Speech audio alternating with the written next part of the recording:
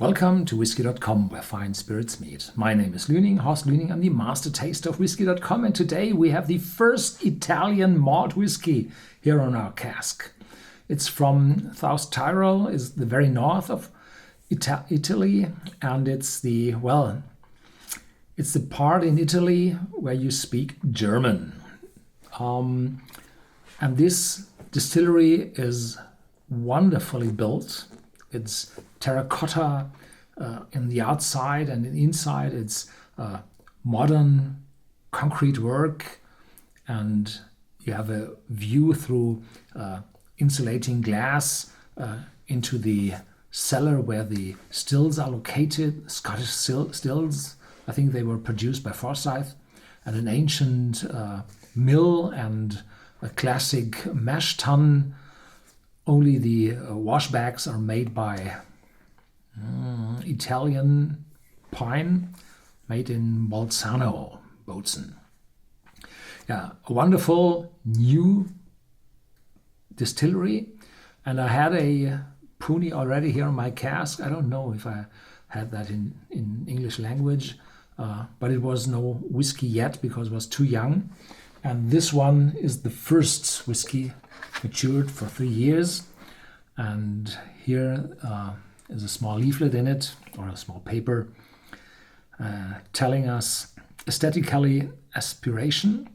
The Puni cube reflects the harmonious interplay of tradition and modernity at Puni Distillery and its style, innovative, elegant, and ambitious, a fusing of classic architecture and modern inspiration. Even the industrial design of the bottle is based on traditional forms and emphasizes the aesthetical aspiration of the Italian malt whiskey. Yeah, probably. Winoston Gold. Ever since the Middle Ages, the Finchgau Valley in the west of South Tyrol was a renowned grain-growing region. To this day, cereals of exceptional quality are produced.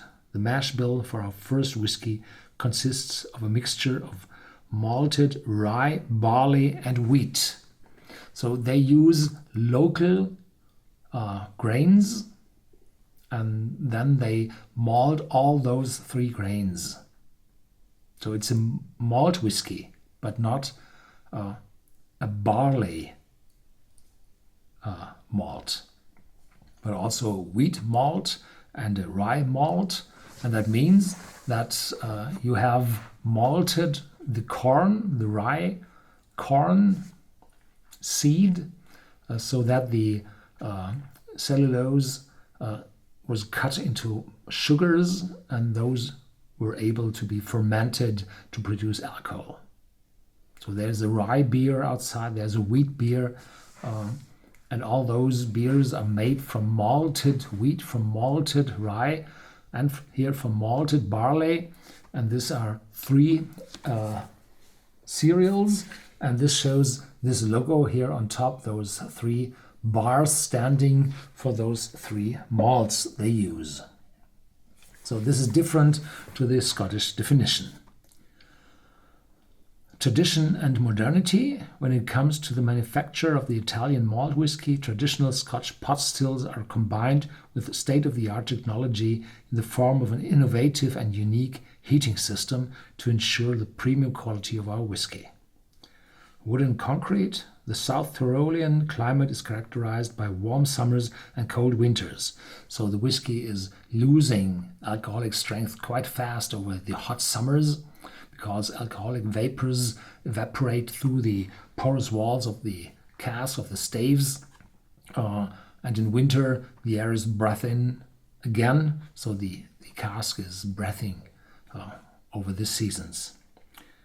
These considerable changes in temperature promote an accelerated maturation of the Italian malt whiskey. The casks intended to mature for longer periods of time are stored inside military bunkers from the Second World War. Yeah, and those bunkers, I think they are located at 1,500 meters, 4,500 feet above sea level. And in those bunkers, it's quite cold and damp. It's 12, 15 degrees centigrade. So the maturation takes place on a slower pace. Yeah, this whiskey is unchill filtered, limited to 3,000 bottles. The 2016 edition is 43%. So unchill filtered at 43%, quite difficult. And matured for 3 years in selected Pinot Nero casks. Pinot Nero, I think it's Pinot Noir.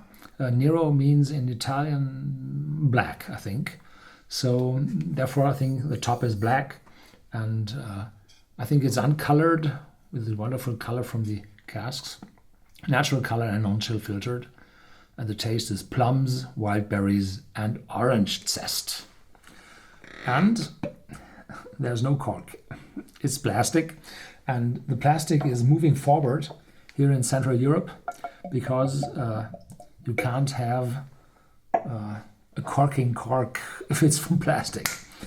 So if you're using quality plastic, then you might avoid the stinking plastic, and you avoid the TCA smell of a bad cork. Yeah. Really good. It's full, complex, shows a lot of, well, wine influence, dark fruit, appears older than it is, just 3 years. It's not alcoholic, 43%, but it's intense on the nose. And the orange, no, not yet. Vanilla showing through, caramel, little sweet appearance. Vanilla, yeah. And those dark wine casks, giving a little sweetness.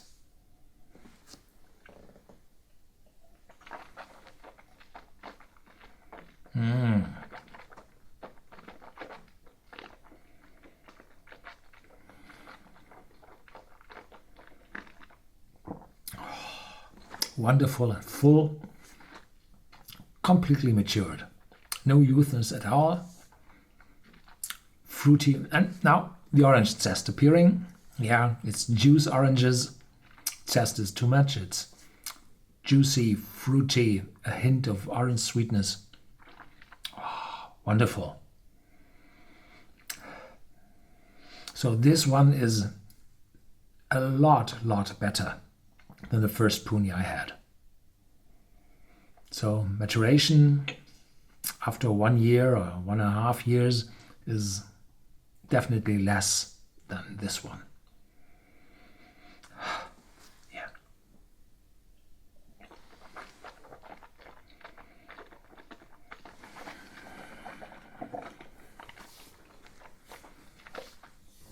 So this one is a real good work and has to be placed on every shelf of every pizzeria worldwide, even if it's located on Madison Avenue in New York or in Gangnam, Seoul. Every Italian restaurant has to have this Puni whiskey on its shelf.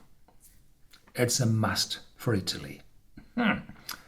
Thank you very much for watching. Stay tuned. There's more to come as always.